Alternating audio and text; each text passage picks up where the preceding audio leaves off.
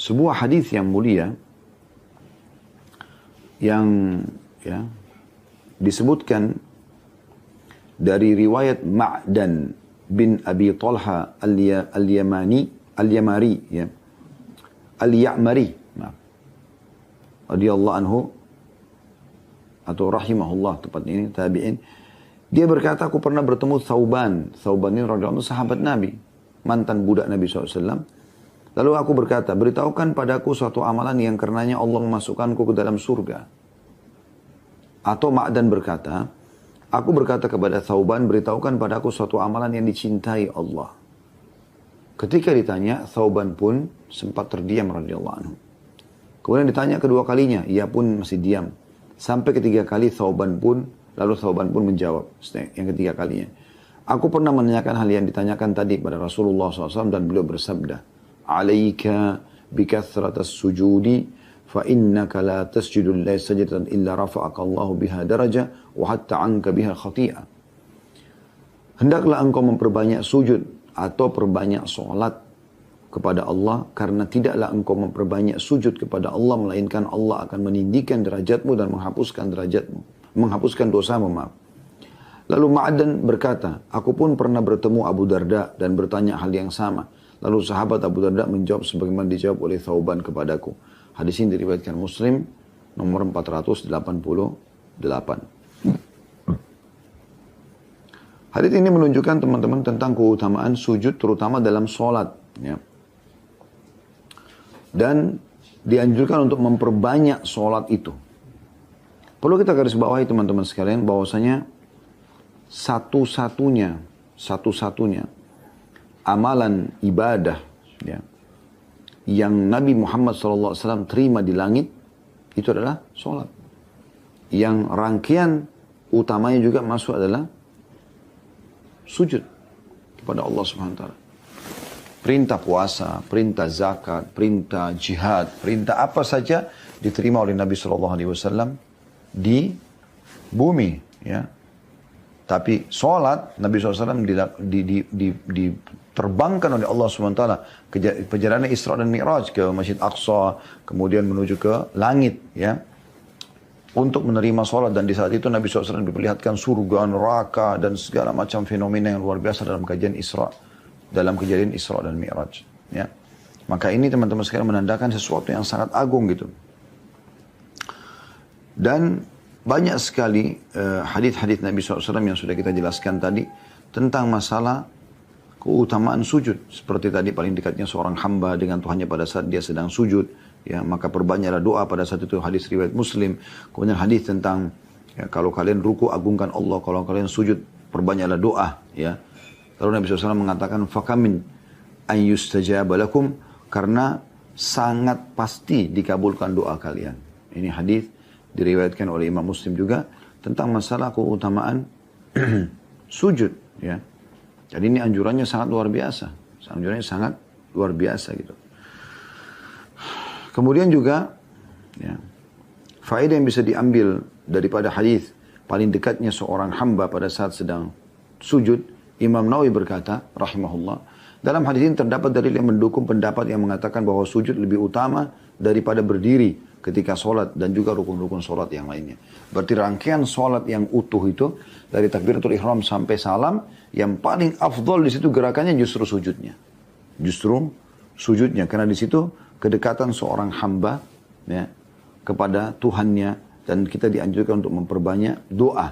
Bahkan tadi sudah kita bacakan hadisnya, sangat jarang ditolak doa pada saat sedang sujud. Ya. Jadi ini punya keutamaan yang luar biasa gitu. Keutamaan yang luar biasa. Kemudian juga kita tahu bagaimana ya, sujud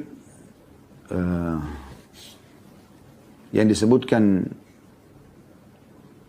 di dalam hadis tentang masalah sujud tilawah ya, yang syaitan bisa menangis pada saat dia melihat seseorang hamba itu sujud ya. Kemudian kita juga lihat bagaimana Allah Subhanahu Wa Taala berulang kali sebutkan dalam Al-Quran ayat-ayat tentang sujud, dikenal dengan ayat-ayat sajadah. Bahkan ada surah sajadah khusus. Ya, di tengah-tengah ayat itu ada tentang masalah sujudnya. Ya, sujudnya. Dan itu teman-teman sekalian sering dibaca oleh Nabi SAW setiap subuh Jumat. Hampir setiap subuh Jumat Nabi SAW membaca surah Sajdah di rakaat pertama dan surah Al-Insan di rakaat kedua. Dan sujud di tengah-tengah sholat itu pada saat lewat ayat tentang sujud. Gitu ya. Dan itu disebutkan dalam sebuah hadis Abu Hurairah radhiyallahu anhu bahwa Nabi SAW bersabda, ini hadis sahih riwayat Muslim nomor 81 ya.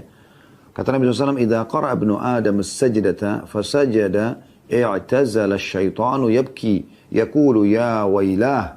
Wa fi riwayah Abi Quraib, "Ya waili umira ibnu Adam bis-sujudi fasajada falahu al-jannah wa umirtu bis-sujudi fa abaitu faliyan nar." Jika anak Adam membaca ayat sajadah, ya, tadi ayat yang berisi tentang masalah sujud, lalu dia sujud, maka syaitan akan menjauhinya sambil menangis. Syaitan pun berkata, "Celaka aku, anak Adam ini disuruh sujud, lalu dia sujud. Dia pun masuk surga karena itu." Ya. Ini berarti memang sujud menyelamatkan dari neraka. Sebagaimana langkah kita, karena dia akan masuk surga. Kalau masuk surga berarti selamat dari neraka, kan gitu. Sedangkan aku diperintahkan, kata syaitan, untuk sujud, namun aku enggan sehingga aku pantas mendapatkan neraka. Hadis ini sekali lagi sahih riwayat Imam Muslim. Ya. Berarti memang dia sebuah ibadah yang luar biasa gitu. Ya. Kemudian juga dalam riwayat lain tentang masalah dikeluarkannya dari neraka ya. Orang-orang yang mentauhidkan Allah dan orang yang memiliki tanda sujud di wajahnya itu tidak akan dibakar oleh api neraka. Dalam sebuah riwayat Bukhari dan juga Muslim, Imam Bukhari riwayatkan nomor 7437 dan Muslim 182, disebutkan bahwasanya Abu Hurairah radhiyallahu anhu berkata, Rasulullah SAW bersabda, "Hatta idza faragallahu minal qada'i bainal ibadi wa arada an yukhrija bi rahmatihi man arada min ahli an-nar." Pada saat Allah sudah selesai menentukan keputusan pada hamba-hambanya di hari kiamat nanti, ya, dan dia hendak dengan rahmatnya mengeluarkan siapapun dari api neraka yang dia inginkan, amaral malaikata an yukhriju minan nari man kana la yusyriku billahi syai'a. Maka Allah pun memerintahkan para malaikat untuk mengeluarkan dari api neraka siapapun yang tidak pernah menyekutukan Allah dengan sesuatu apapun. Mimman aradallahu ta'ala ayyarhamahu.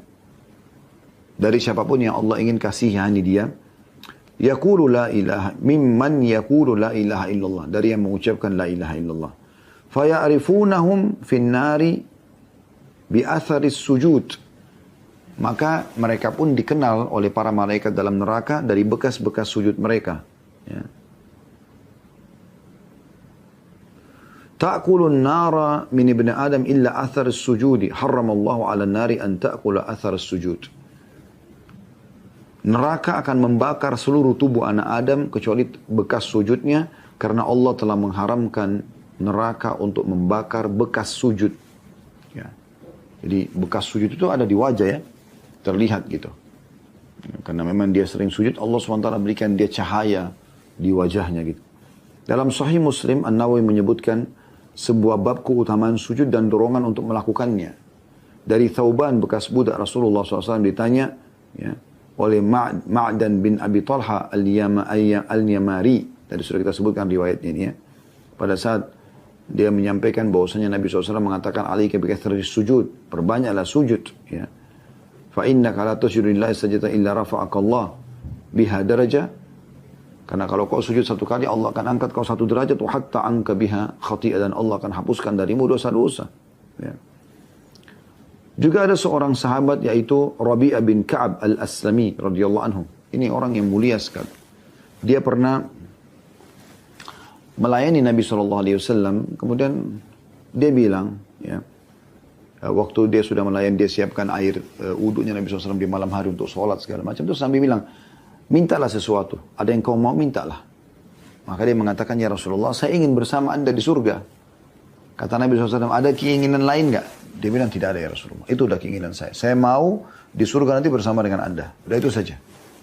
Apa kata Nabi SAW? Fa'inni ala nafsika bikathratis sujud.